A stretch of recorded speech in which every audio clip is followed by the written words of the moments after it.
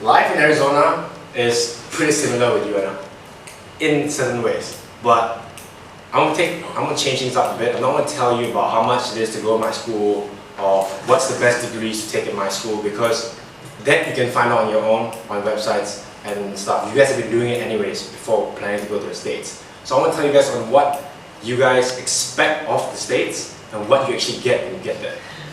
Okay? So first, this is a video of my school, so you can see roughly how my school looks like. My school is located 2 hours north of Phoenix in Arizona, and I'm 7,000 feet above sea level. So out of the 10 academic months of school, I have 8 months of cold. And it doesn't get really cold, but we do have snow. Like last school year, we had 2 snow days where we could actually snowboard on the quad. A quad is basically an empty field that has sides that goes down like this, and there's so much snow that we could actually board there, right? So I mean, yeah, that's what I do, by the way. I do on the winter seasons, I board every day.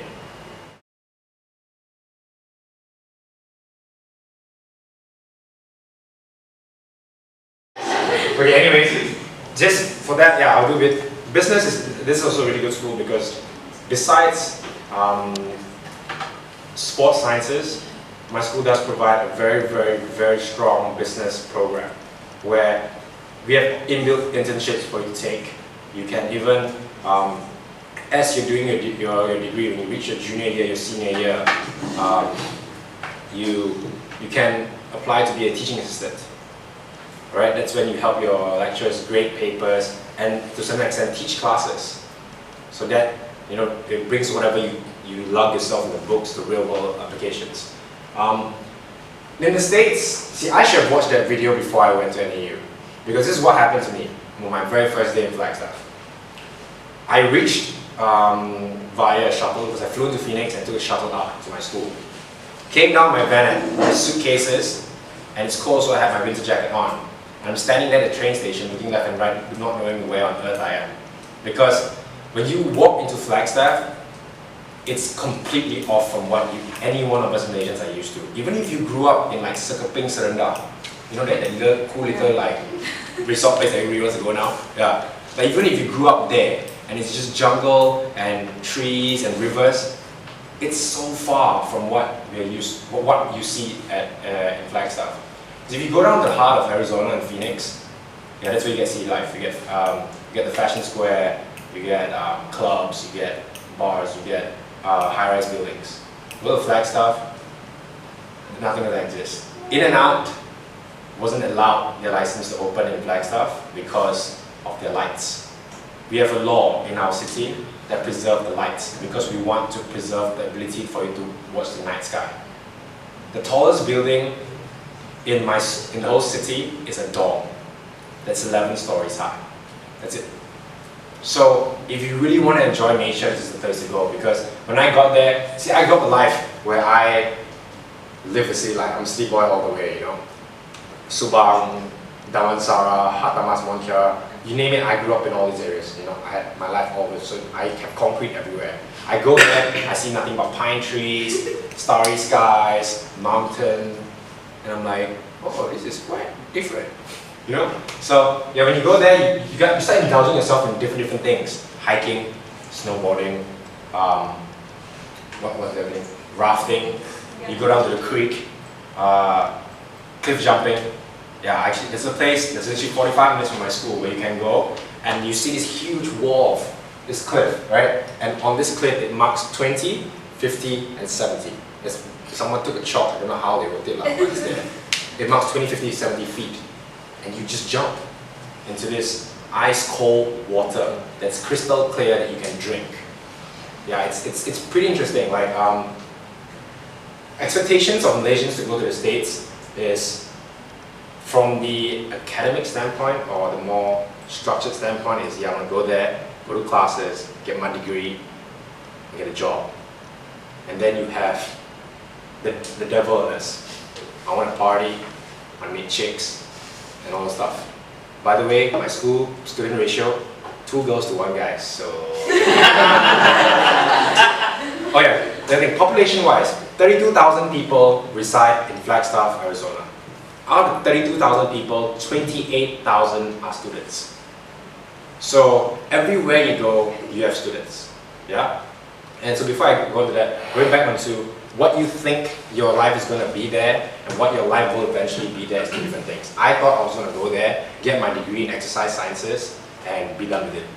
A year and a half later, I'll be honest with you guys, I realized that my degree is not for me.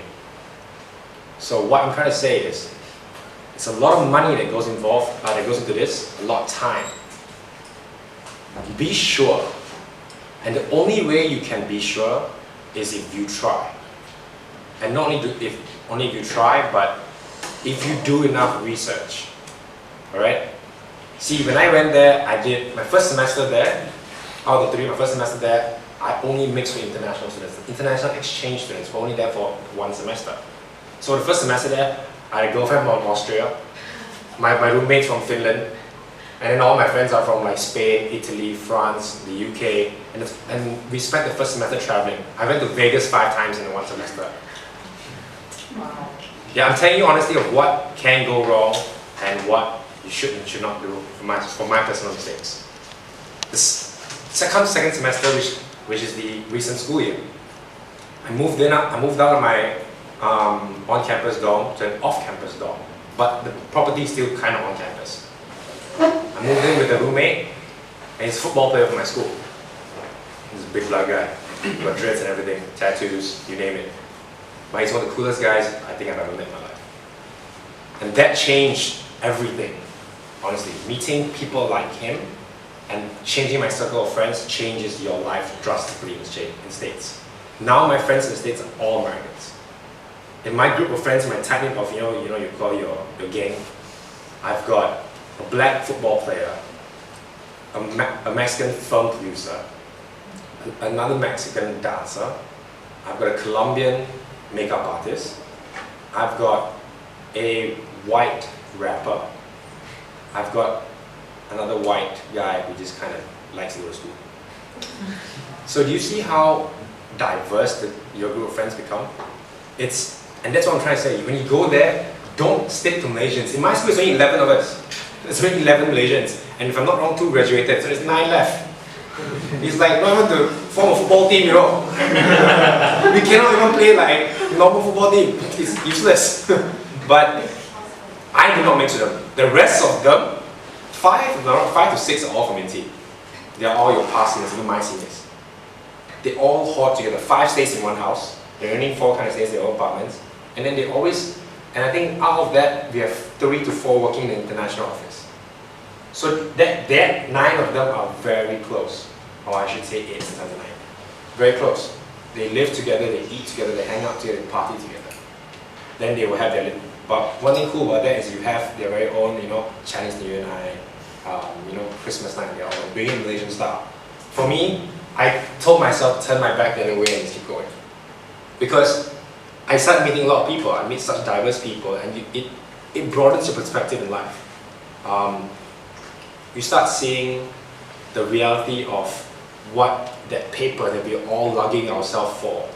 It's honestly not just the classes and the books. It's that in the real world time that we live now, it's only 30 to 40% of importance. What's important is the activities you do that relates to your course. For example, I'm an exercise science major. I attend first aid workshops. I attend football games. And I'm lucky enough that I have a football player as a roommate. I get to go into the locker rooms. I get to watch them train. And I get to see personnel who aid our athletes when they're injured, post-game, pre-game, and see how that life works, how my career will actually be if I'm actually doing it and getting paid for it. So if you're even an engineering student, don't spend so much time in the lab. Go outside and apply to engineering companies. And when you do this, I recommend you do not apply as an engineer. I recommend you apply for the business aspect. Because all these sciences and numbers, you have it, you're learning it. Every day your lecturer feeds it to you. And at the end of the semester, you just lug it out on a piece of paper. Hopefully to God that you get your GPA, but that's it. What do you know? I mean, Malaysians are honestly sad to say we're good for one thing. We're good at, really like cramping everything and vomiting everything out. And then when we leave the classroom, we don't know anything that happened. Maybe we can after PMR, we remember sejarah from here all the way to the lift. We go downstairs to get it. Right? There's no point. So try lengthening your arm, reaching further, achieving more. I may be wrong to some, but that's the way I want to do it. I am an exercise science major. So besides doing stuff to my course, I went way off to the arts. I joined dance team there. For a dance team, so I dance and perform for my school. I even perform off campus for various events. I also joined a clothing company. See, you guys, one thing about me, fashion is my passion. So I joined a clothing company, got picked up as a model, and I also got picked up as to be trained as a stylist. So I'm living life hand in hand. It's okay to lug on the books and also chase your passion at the same time, your hobbies. It's all possible. It's just whether you want to do it or not.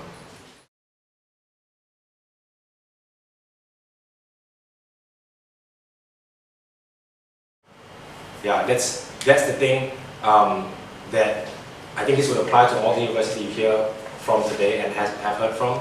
It's all about time management. Get the right set of friends.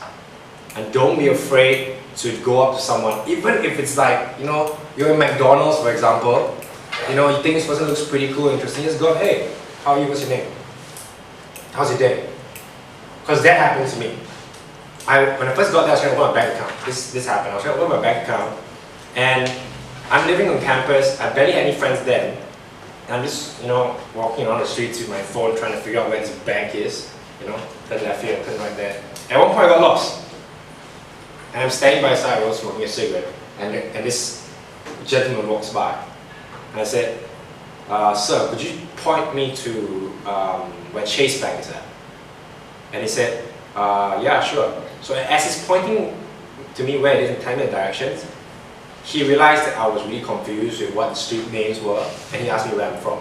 So giving him the information that I'm from Malaysia and I'm international student and all that yada stuff, he actually took time out of his day to not only walk me to the bank, waited in the bank for me to open my bank account, till I'm done, then asked me if everything's okay. Is there anything else you need to do today? And then when I said nothing, and he asked me, have you had lunch? Nope. Let me take you to a really cool place. And we had lunch. And until today, I still call him to wish him Happy Thanksgiving, Merry Christmas. People there are not as scary as you think it is. All the those are really stupid people. Honestly, if you go to university, like a school-centered place like UNL, like my place, even like Wichita and Wyoming, right? Even in Iowa State or Ohio State, all the schools that you read off in that endless amount of files to get downstairs in the CAE, it's the same. Everybody is there to help. But I mean, I'm not trying to say that everybody is like, you will have a bit of, idiot here, idiot there. God, that one, when you realize that idiot, you just say, hi, thank you for your time, you walk away, But in general, everybody's there to help.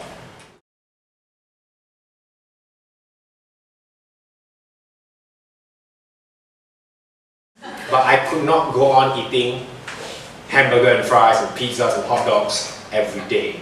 Even breakfast. There's only that many days you can have pancakes and tater tots again. Like, sometimes you need some half-boiled egg with a steak kosong, You need that. I mean, we are Malaysians, we are accustomed to that. It's unfortunate. When I came back here, the first thing I did from the airport wasn't to go home. I went straight to Nasi Lemak shop. I had like 3 plates of Nasi Lemak and 4 teh ice. Yeah, that's how bad it can get, okay? So, and moral of the story is, buy a rice cooker. Cook your own food. 1, you get better food. 2, you save so much money.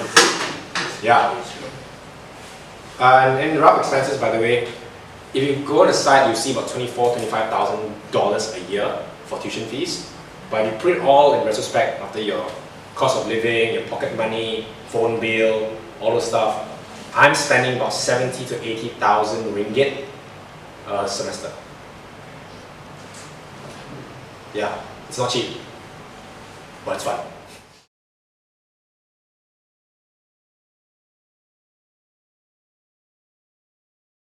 Campus bus that takes you throughout the whole campus, and then the same route has a mountain link bus. Mountain link is like a public bus over there, as in like a direct KL, that takes you throughout campus and also to downtown and certain parts of the city.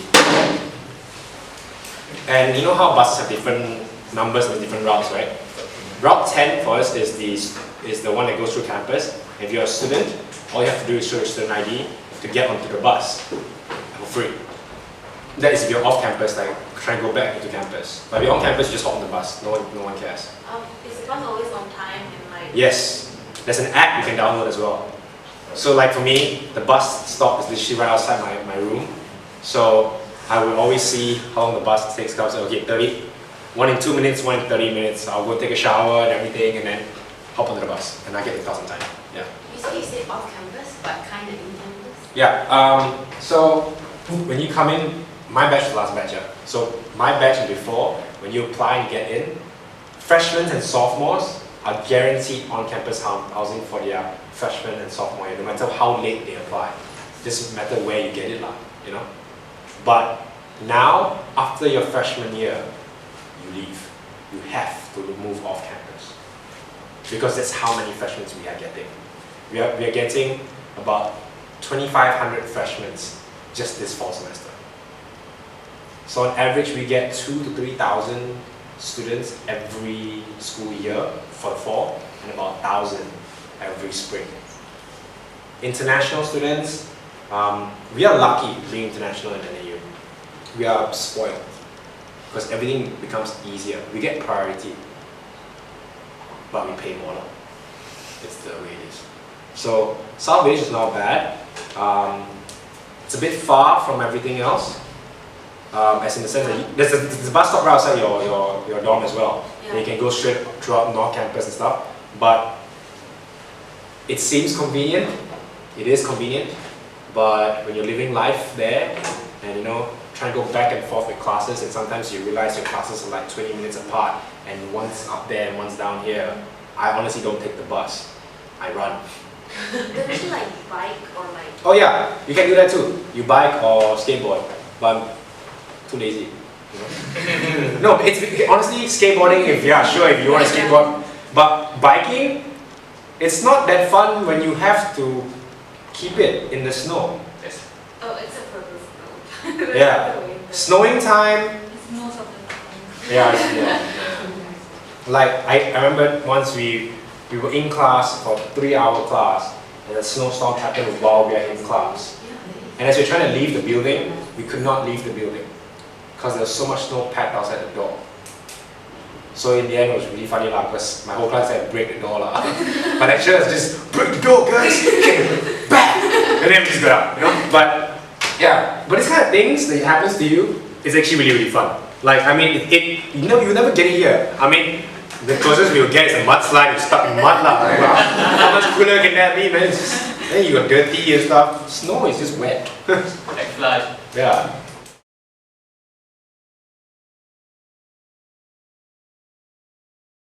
Yeah, if you're living in Phoenix, in Tempe, you're gonna get about, during the summer, like right now, 105 Fahrenheit, 95, 97 Fahrenheit. Yeah guys, I've been there for enough that I kind of forget my Celsius already, so I'm sorry, yeah. In Flagstaff, during the summer, like, I don't know, my roommate just snapped me yesterday. It was 55 degrees Fahrenheit. That's pretty cooling. I can stand outside, yeah, now. It's July. I can stand during the winter in 0 to 3 degrees Celsius in shorts and t-shirts. You get accustomed to it that well. Because the cold is not piercing cold, but when the wind comes, run. I'm not gonna lie, I can stand there and there's no wind, it's cold, it's nice, and I'm just enjoying myself. It's like 3 degrees Celsius, you know? People in Genting are all wrapped up like a burrito. I'm here in shorts and t-shirts lying down on the grass, everything's fine. Then when the wind decides to come, I cannot get indoors any faster, like it's so cold. Yeah, and one thing about wind is, no matter how many layers you put on, you're still gonna freeze your butt off. Protect your fingers, protect your ears. That's it. Yeah. Wear a lot of scarves. I have like 30 scarves in my room.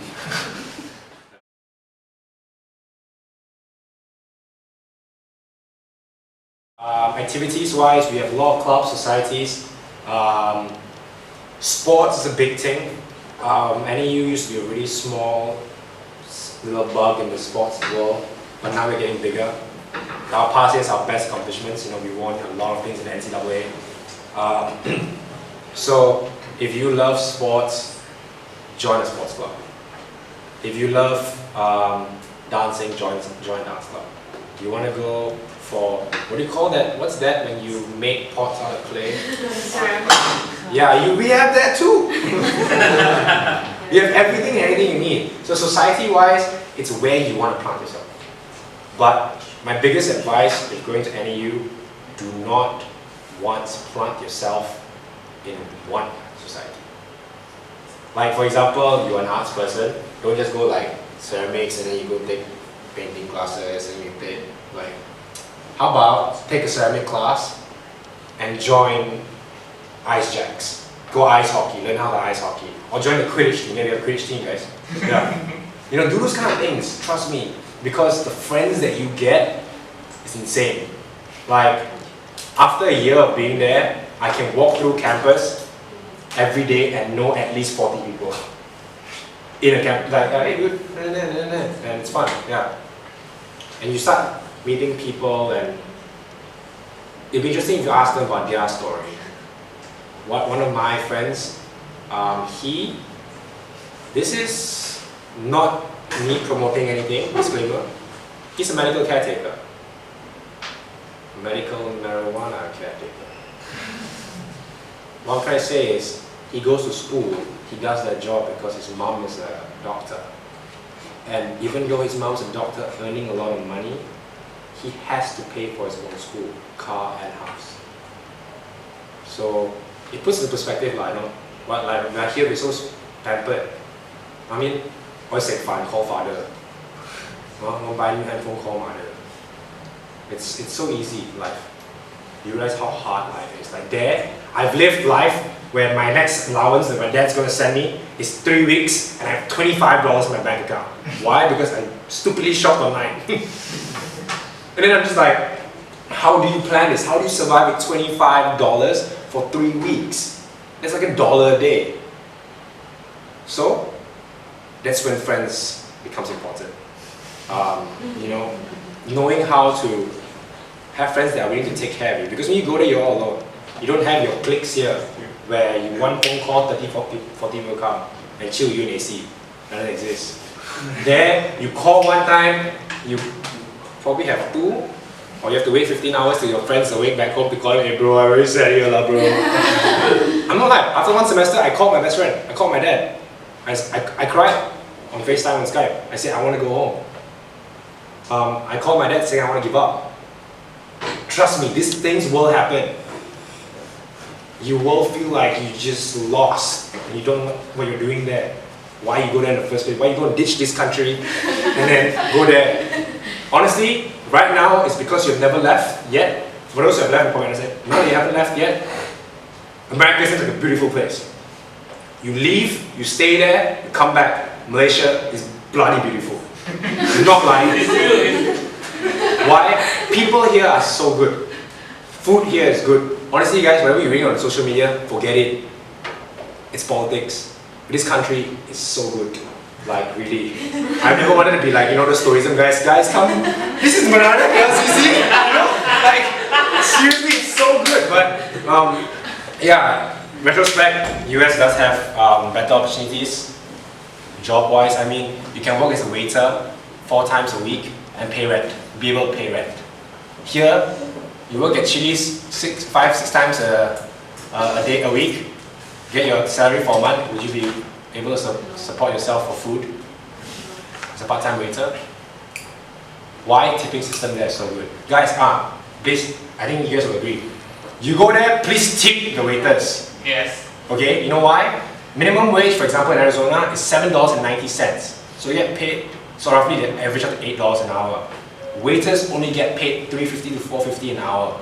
because their money comes from tips. Yeah, that's how they are able to pay rent and stuff. Like one of my good friends there, his name's Keegan. He works at a Thai restaurant. On weekdays, he gets about $40–50 on tips a night.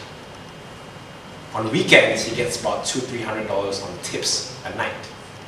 So please tip your waiters. But to know when to tip and when not to tip, you have to learn yourself. Like you go to McDonald's, order over a counter, forget the tipping thing. Okay, this is pointless.